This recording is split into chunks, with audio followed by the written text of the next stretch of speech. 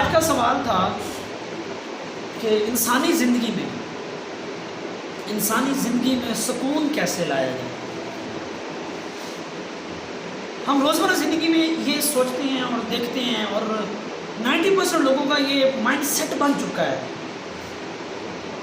کہ زندگی میں اگر سکون ہے تو وہ دولت مند جو امیر لوگ ہیں ان کی زندگی میں، غریب بندہ تو ویسے ہی بے سکون ہے، اس کی زندگی میں سکون آ ہی نہیں سکتا۔ ہمارا یہ مائنڈ سیٹ بن چکا ہے کہ گاڑی ہوگی، بنگلہ ہوگا، اچھا گھر ہوگا، ٹائلز ہوں گی، لون ہوں گے، بڑے بڑے گیراج ہوں گے، پورچ ہوں گے، ہمارا جو ہے نا وہ زندگی بڑی اچھی گزرے گی۔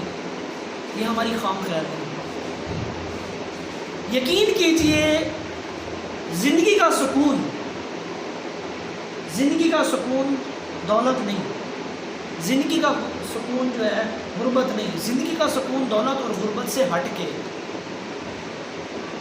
ہماری روزمرہ زندگی میں ہم مختلف معاملات میں گرے رہتے ہیں، مختلف معاملات میں الجھے رہتے ہیں، ہمیں پتہ ہی نہیں ہوتا، ہم اپنا کبھی کبھی اتنا بڑا نقصان کر جاتے ہیں کہ بعد میں ہمیں خود اس کا ازالہ کرنا پڑ جائے تو ہم اپنے آپ سے مکر جاتے ہیں، کیونکہ ہمارے درمیان کیا آ جاتی ہے؟ انا۔ جیسا کہ میں نے پہلے کہا تھا، انا اور احساس یہ ایک دوسرے کے بہت بڑے دشمن ہیں۔ نبی اکرم صلی اللہ علیہ وآلہ وسلم کے پاس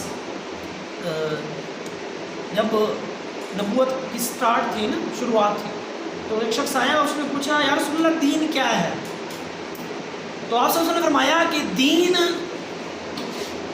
سب سے پہلے اللہ پر ایمان لانا، پھر اس کے آخری نبی حضرت محمد صلی اللہ علیہ وسلم یعنی مجھ پر ایمان لانا، پھر اللہ کی کتاب پر ایمان لانا، 3 چیزیں ہو گئی، پھر اللہ تعالیٰ کے ملائکہ پر ایمان لانا، اور پھر پچھلے جتنے انبیاء ہیں ان پر ایمان لانا، اور آخرت کے دن پر ایمان لانا کہ آخرت ہونی ہے، دوبارہ ہم نے اٹھنا ہے، جزا و سزا ہونی ہے، قیامت ہونی ہے، ایک بڑا پنڈال سجنا ہے جس میں سب کے جو ہے نامہ اعمال دیے جائیں۔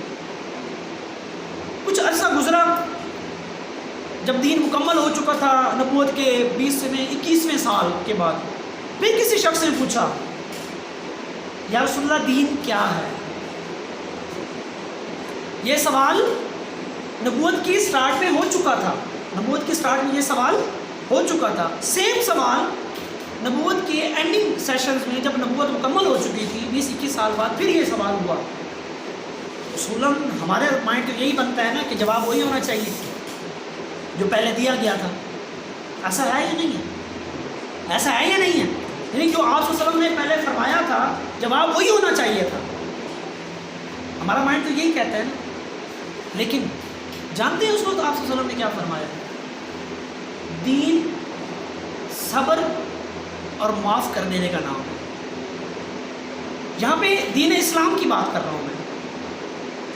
جو دین اسلام ہے وہ صبر اور معاف کر دینے کا نام ہے۔ یقین کیجئے صبر اور معافی یہ آپ کی زندگی میں سکون لا سکتی ہے۔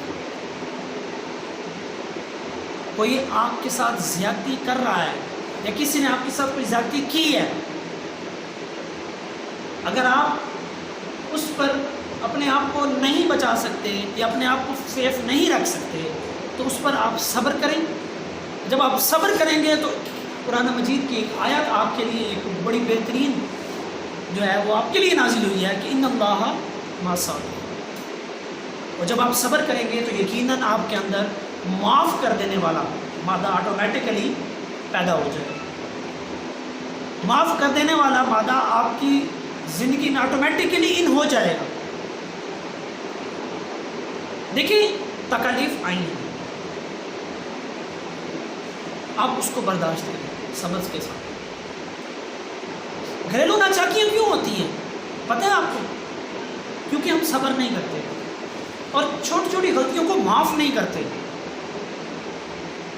ہمارے ساتھ برے حالات آ رہے ہیں، ہم صبر نہیں کرتے اور چھوٹی چھوٹی غلطیوں کو معاف نہیں کرتے، جس کی وجہ سے تعلق ٹوٹ رہے ہیں، رشتے ٹوٹ رہے ہیں۔ بھائی بھائی کا دشمن اسی وجہ سے بن رہا ہے کہ اس نے مجھے یہ کیوں کہا. یار صبر کے ساتھ معاف کرنا سیکھو. آپ نے دیکھا ہوگا کئی ایسے لوگ بھی دیکھے ہوں گے کہ بڑے بڑے محلوں میں رہتے ہیں لیکن ان کے دل میں سکون نہیں ہے, رات کو ان کو نیند نہیں آتی, ٹیبلٹ لے کے سوتے ہیں.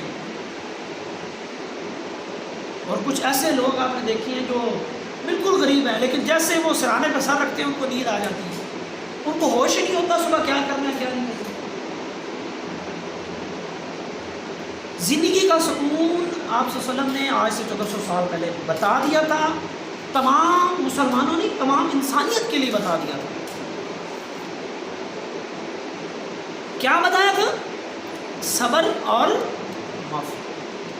معاف کر دینا. ہم درگزر نہیں کرتے, ہم معاف نہیں کرتے. اور پتہ ہے معاف کون نہیں کرتا؟ جو اپنی انا کی تسکین چاہتا ہے,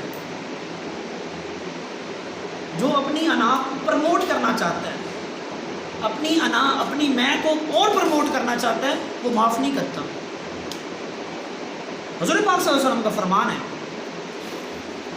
کہ کوئی شخص اگر غلطی کرتا ہے اور پھر وہ آپ سے معافی مانگتا ہے, شرمندہ ہوتا ہے, ندامت اس کے چہرے پہ ہوتی ہے, اگر آپ اس کو معاف نہیں کرتے تو کل قیامت کے روز وہ مجھ سے حوض کوثر کے پیالے اور پانی سے محروم رہے. یعنی ایک بندہ آپ سے معافی مانگ نہیں رہا, وہ الگ بات ہے. ایک بندہ ندامت میں گرا ہوا ہے, وہ معافی مانگ رہا ہے. معافی یہ نہیں ہے کہ زبان سے آپ کہہ دیں ہم سوری. معافی آپ کے کردار سے, آپ کے فیس سے, آپ کی جو باڈی لینگویج سے محسوس ہو کہ یار بندہ شرمندہ ہے, معافی اس کو کہتے ہیں. اور ہمارے دور میں معافی کیا ہے؟ ہم سوری, معاف کرنا ہے تو کر دو, نہیں تو رہنے. یعنی اس میں بھی ہم اپنی انا کی تسکین شامل کر رہے ہوتے ہیں. معافی کا آخری درجہ پتہ کیا ہے؟ جب تک اگلا بندہ معاف نہ کر دے, یہ معافی کا آخری درجہ ہے. اگر ہم سے کوئی کہے نا یار معافی مانگ لینی تھی, بات دفع رفت کر لینی تھی, 3 باری تو معافی مانگی ہو, دیکھو وہ اگلا آکڑ جا گیا, ساڑا کی قصور ہے. یعنی آپ غلطی کرنے کے بعد معافی آپ نے اس سٹائل میں مانگی ہے کہ ابھی بھی آپ کا لہجہ کیا ہے, وہی ہے. 3 باری تو معافی مانگی, اگر ہم معاف نہ کریں تو سیکھی کر سکتے ہیں؟ نہیں, معافی اس کو نہیں کہتے. معافی کا جو حد درجہ ہے وہ یہ ہے کہ جب تک اگلا بندہ معاف نہ کر دے.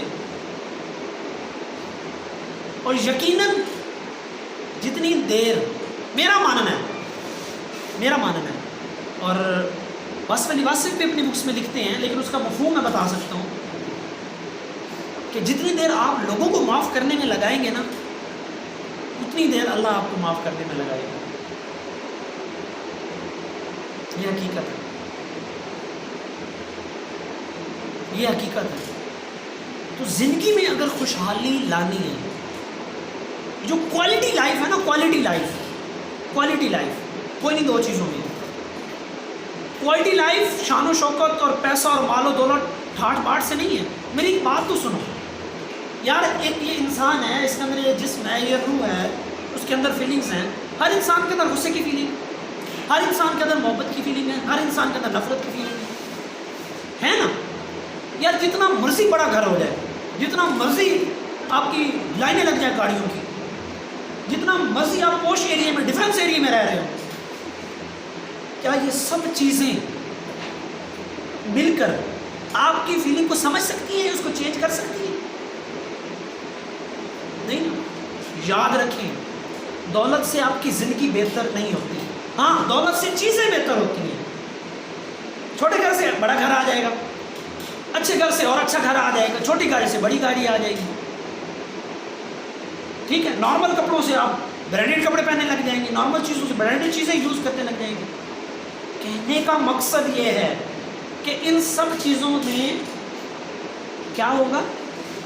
صرف اور صرف چیزیں ڈیولپ ہوں گی, انسانیت نہیں.